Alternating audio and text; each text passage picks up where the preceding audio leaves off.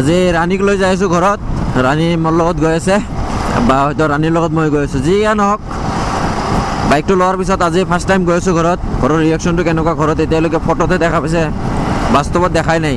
ঘৰৰ ৰিয়েকশ্যনটো কেনেকুৱা কি হয় এইবিলাক অলপ চাই লওঁ। আৰু বহুত দিন পিছত ঘৰত যাই আছোঁ, ময়ো বহুত এক্সাইটেড হৈ আছোঁ, অলপ কিছুমান ক্ষেত্ৰত নাৰ্ভাছ হৈ আছোঁ। এতিয়া যিহেতু বাইকটো লৈছে, হিমালয়ন এটা সপোন আছিল, সপোনটো পূৰণ কৰিলোঁ। বাকী ইয়াৰ এতিয়া EMI দিয়াতেহে গম পাম কেনেকুৱা মজা লাগে। যি কি নহওক ল'ম বুলি ভাবিছোঁ, লৈছোঁ, বাছ কথা এইখিনিয়ে।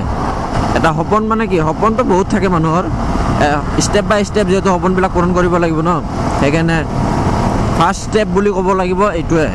আৰু ছেকেণ্ড ষ্টেপ আছে বাকীবিলাক টাইম লৈ এইটো লাহে লাহে বস্তুখিনি গম পাই যাব।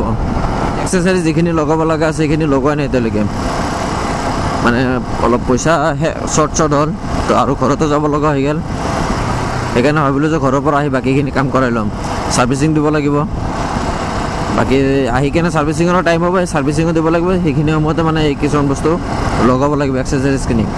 হিমালয়ান ল'লোঁ, এতিয়াতো ৰাইডিং গিয়াৰ এটা লাগিবই, মানে জেকেট টেকেট এইবিলাক কিবা কিবি লাগিবই, সেইবিলাক ল'বই লাগিব। আৰু এতিয়া তাৰমানে আৰু বহুত খৰচ বাকী আছে, মোৰ নিজৰ পাৰ্চনেল আছে কিছুমান বস্তু ল'ব লগা। কেমেৰাটো লৈছোঁ, কেমেৰা বৰ্তমান আছে, যিহেতু কেমেৰা আৰু বেটাৰী ল'ব লগা আছে, কাৰণ এইবিলাক কেমেৰাটো জানে 1 ঘণ্টা হায়েষ্ট বা 1.5 ঘণ্টা, মেক্সিমাম 1.5 ঘণ্টা আপোনাৰ বেটাৰী বেকআপ থাকে, তাৰপিছত অফ ফিউজ। চ' বেটাৰী 2-3টা লাগে এটা ৰাইড এটাত কমপ্লিট কৰিবলৈ। একদিনৰ ৰাইডত কমপ্লিট কৰিবতো 3টা কমচে কম বেটাৰী লাগিবই, 3-4টা। কিয় জানেনে, 1 ঘণ্টা কৰি হ'লেতো আপুনি সকলো সময়তো ৰেকৰ্ডিংটো নিদিয়ে, কিছুমান সময় ৰেকৰ্ডিংবিলাক বন্ধ কৰি ৰাখে। 80 গৈ আছোঁ, কিন্তু ফিলে নহয়, একদম ধুনীয়া স্মুথ। আৰু মোৰ ফেভাৰেট স্পীড বুলি ক'ব গ'লে মই 80 to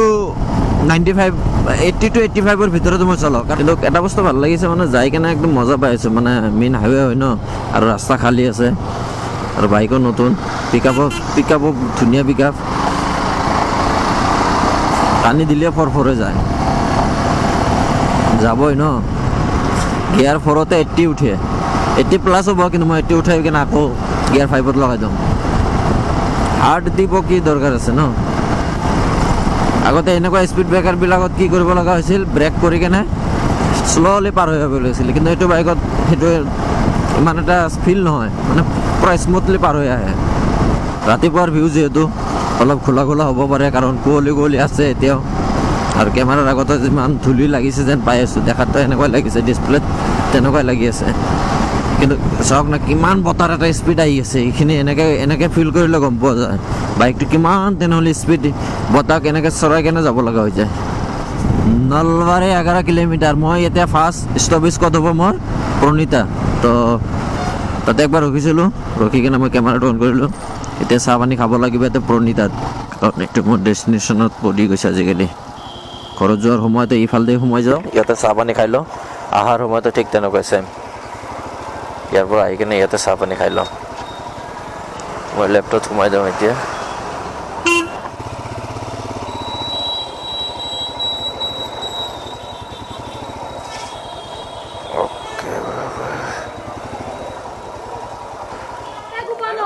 এইখিনি 260, দুইফালে 2টা আছে, ইফালে ওপৰতো আছে। ভাল আৰু ক্লিন, একদম চাফ চিকুণ হয়, ভাল লাগে আৰু খাই মেলি। বস্তুপাতি অলপ কষ্টলি হৈ গৈছে আগত কৰি। দাদা বুঢ়া তামোল আছে নেকি? কেঁচা তামোল আকৌ গাত লাগিব পাৰে ন। বলক জাৰ্ণি ষ্টাৰ্ট কৰোঁ আকৌ। মই এতিয়া মানে বৰপেটা ৰোডৰ ভিতৰত সোমাই যাব, ৰাইট টাৰ্ণ লৈ মই ভিতৰত সোমাই যাই কিনে মই কি কৰিম জানেনে, চেগে একযোৰা জোতা ল'ম, কাৰণ মোৰ বৰ্তমান যিটো জোতা আছে এইটো দুয়োফালৰ পৰা ছিঙি গৈছে, 2টা ভৰিৰে ছিঙি গৈছে। ইয়াক বহুত ইউজ কৰিলোঁ। মই এতিয়া ৰাইট চাইড সোমাই যাই, তাতে স্পৰ্টছৰ দোকান আছে, খেলাঘৰ, চ' তাৰ পৰা ল'ম সেইকাৰণে। অ'কে বাবা, অ'কে। চেগা হ'ব ন 9 নম্বৰ, দিয়কচোন এটা কালাৰ।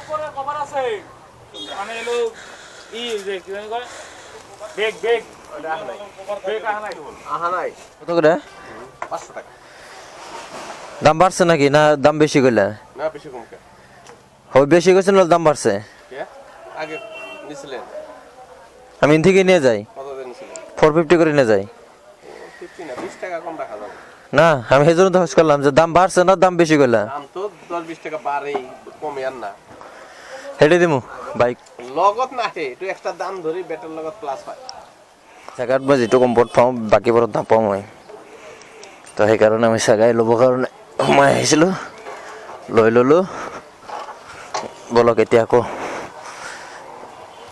ঘৰত যাম অ' গড বৰপেটা ৰোড হ'ল মাৰ্কেট এৰিয়া ন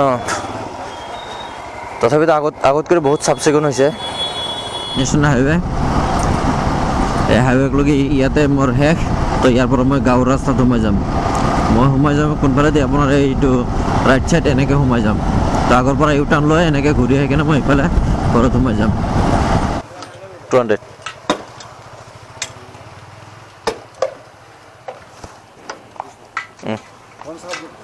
नाम से ब्लॉक अभी शुरू किया है वो मियाँ भाई बोल के मियाँ भाई हाँ हैं कितना सब्सक्राइब है अभी नया करके खुला हूँ ना ज़्यादा नहीं होगा कितना है 100 जस्ट क्रॉस किया हूँ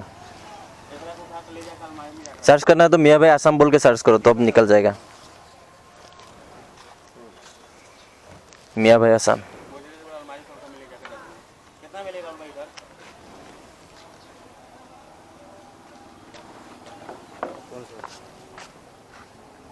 ये वाला भी मेरा ही है लेकिन ये दूसरा बाइक का है नया है सब्सक्राइब कर लो ओके ठीक है थैंक यू हाँ नया है ना कितना खात हो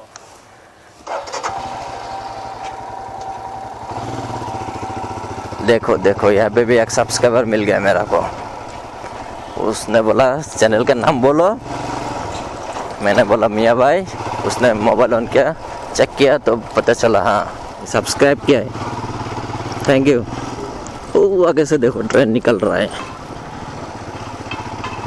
भूमित एंटर करा যেন লাগি আছে এতিয়া আমাৰ এইটো এৰিয়া ন বহুত শুকান একদম ধুলি বালিৰ একদম শেষ আৰু বৰষুণ তো পৰাই নাই এইটো হ'ল গাঁও আৰু এইটো হ'ল আমাৰ ঘৰ ৰাইট সাইডত এইটো পথাৰ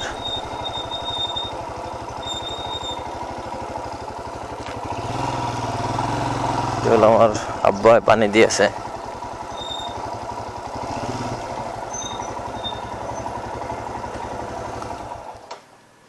Finally, I'm landed.